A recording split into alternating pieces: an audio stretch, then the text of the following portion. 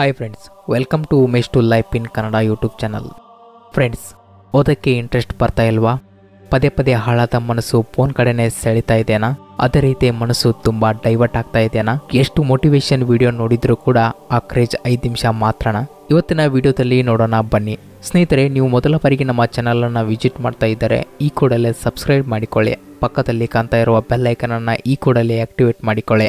ಸ್ನೇಹಿತರೆ, 14 to 25 age ಇದೆ ಅಲ್ವಾ? ನೀವು ಇಂಪ್ರೂವ್ನು ಮಾಡ್ಕೊಳ್ಬಹುದು, ಇಲ್ಲ ನಾಶನೂ ಮಾಡ್ಕೋಬಹುದು. ಒಂದು ಕ್ಷಣ ನಿಮಗೆ ನೀವೇ ಕ್ವಶನ್ ಮಾಡಿಕೊಳ್ಳಿ, ಈಗ ನಾನು ಓದಿದ್ರೆ ನನ್ನ ಜೀವನದಲ್ಲಿ ನಾನು ಮುಂದೆ ಸಂತೋಷವಾಗಿರಬಹುದು ಅಂತ.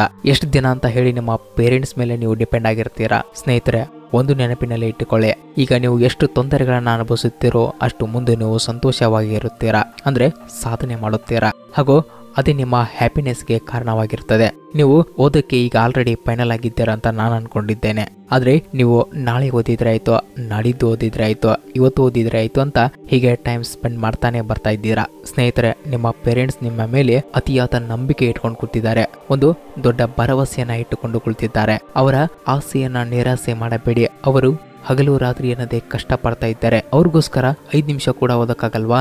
ಸ್ನೇಹಿತರೆ, ನಿಮ್ಮ ಜೀವನದಲ್ಲಿ ಯಾವುದೇ ನಿರ್ಧಾರಗಳನ್ನ ತಗೋಬೇಕಾಗಿದ್ರೆ ಅದನ್ನ ಹಿಂದೆ ಆಲೋಚನೆ ಮಾಡಿ ತೆಗೆದುಕೊಂಡು ಬಿಡಿ. ಯಾಕಂದ್ರೆ ಜೀವನ ಪೂರ್ತಿ ಆಲೋಚನೆಯಲ್ಲೇ ಸಮಯ ಕಳೆಯಬೇಕಾಗುತ್ತದೆ. ಯಾವುವು ನಿನ್ನ ಗೋಲ್ಗಳನ್ನ ರೀಚ್ ಮಾಡೋಕೆ ಮುಂದೆ ಸಾಗಿಸ್ತಾ ಇಲ್ಲವೋ ಅದನ್ನ ಹಿಂದೆ ಡಿಲೀಟ್ ಮಾಡು. ಅಂದ್ರೆ ಸೋಷಿಯಲ್ ಮೀಡಿಯಾ, ನೆಗೆಟಿವ್ ಪೀಪಲ್ಸ್, ಈ ಹಾಳಾದ ರಿಲೇಶನ್ಶಿಪ್, ಇದನ್ನ ಒಂದು ಕ್ಷಣಕ್ಕೆ ಡಿಲೀಟ್ ಮಾಡಿಕೊ. ಒಂದು ವೇಳೆ ನೀನು ಸ್ಟಡಿಯಲ್ಲಿ ವೀಕ್ ಇದ್ರೆ ಪರವಾಗಿಲ್ಲ. ಕೆಲವೊಬ್ರು ಅಂತಾರೆ, ನಾನು ತುಂಬಾನೇ ಓದ್ತೀನಿ ಆದ್ರೆ ನೆನಪಿನಲ್ಲಿ ಉಳಿತಾ ಇಲ್ಲ. ಮೊದಲು 2 ನಿಮಿಷಗಳ ಕಾಲ ಓದಲು ಪ್ರಯತ್ನಿಸಿ, ನಂತರ 5 ನಿಮಿಷ, ಅದಾದ ನಂತರ 10 ನಿಮಿಷ, ಹೀಗೆ ಸಮಯವನ್ನ ಏರಿಸುತ್ತಾ ನಿಮ್ಮ ದಿನನಿತ್ಯದ ಸ್ಟಡಿಯನ್ನ ಪ್ರಾರಂಭಿಸಿ. ಯಾರು ನಿಮ್ಮನ್ನ ಈಗ ಫೇಲ್ಯೂರ್ ಎಂದು ಹೀಯಾಳಿಸುತ್ತಿದ್ದಾರೋ ಅವರ ಮೇಲೆ ನೀವು ಸೇಡು ತೀರಿಸಿಕೊಳ್ಳಬೇಕು.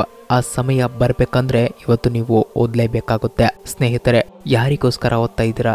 ನಿಮ್ಗೋಸ್ಕರ ನೀವು ಓದಿ, ಇಲ್ಲ ನಿಮ್ಮ ಪೇರೆಂಟ್ಸ್ಗೋಸ್ಕರ ಓದಿ. ನಿಮ್ಮ ಜೀವನದಲ್ಲಿ ಒಂದು ಉನ್ನತ ಮಟ್ಟಕ್ಕೆ ಸಾಗಲು ಓದಿ, ಹಾಗೂ ನಿಮ್ಮ ಆಸೆಗಳನ್ನ ಈಡೇರಿಸಿಕೊಳ್ಳಲು ಓದಿ. ಆ ಮುಪ್ಪಾದ ತಂದೆ ತಾಯಿ ನಿಮ್ಮ ಮೇಲೆ ಎಷ್ಟೋ ಭರವಸೆಯನ್ನ ಇಟ್ಟುಕೊಂಡು ಕುಳಿತಿದ್ದಾರೆ.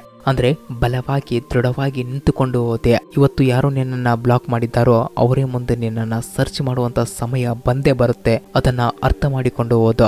ಆ ಹಿಂದೆ ಬಗಳು ನಾಯಿಗಳನ್ನ ತಲೆ ಕೆಡಿಸ್ಕೊಳ್ಬೇಡ. ಮುಂದೆ ನಿನ್ನ ಸಕ್ಸಸ್ ಹಾದಿಯನ್ನ ನಿರಂತರ ಸಾಗಿಸೋ. ಒಂದು ಸರಿ ಸಕ್ಸಸ್ ರುಚಿ ಹತ್ತಿದ್ರೆ ಅದು ನಿನ್ನನ್ನ ಹಿಂಬಾಲಿಸಿಕೊಂಡೇ ಬರುತ್ತದೆ. ಇದು ಜೀವನದ ಸತ್ಯ. ಸಮಯ ಯಾರಪ್ಪಂದು ಅಲ್ಲ, ಇವತ್ತು ನಿಂದು ಅಂದ್ರೆ ನಾಳೆ ನನ್ನು ಅನ್ನೋ ಕಾಲ ಇದು. ನೀವು ನಿರಂತರವಾಗಿ ಓದಿ. ನಿಮ್ಮ ಸಾಧನೆಯ ಮೆಟ್ಟಿಲು ಸುಖವಾಗಿರಲಿ. ನಿಮ್ಮ ತಂದೆ ತಾಯಿ ನಿಮ್ಮ ರಿಸಲ್ಟ್ಗೋಸ್ಕರ ಹಗಲು ರಾತ್ರಿ ಎನ್ನದೇ ದುಡಿತಾ ಇದ್ದಾರೆ. ಅವರ ಕಷ್ಟಗಳನ್ನ ಒಂದು ಕ್ಷಣ ನೆನೆಸಿಕೋ. ಇಲ್ಲಿ ಯಾರನ್ನ ನಂಬೇಡ, ನೀನು ನಂಬು. ಯಾಕಂದ್ರೆ ಇಲ್ಲಿ ಯಾರಿಗೆ ಯಾರು ಇಲ್ಲ ಅನ್ನೋ ಮಾತನ್ನ ಹೇಳ್ತಾ ಇವತ್ತಿನ ವಿಡಿಯೋ ಮುಗಿಸ್ತಾ ಇದ್ದೀನಿ. ಸ್ನೇಹಿತರೆ, ಮತ್ತೊಂದು ದಿನ ಮತ್ತೊಂದು ಟಾಪಿಕ್ನೊಂದಿಗೆ ಸಿಗುತ್ತೇನೆ. ಸೊ ಅಲ್ಲಿವರೆಗೂ thank you for watching this video.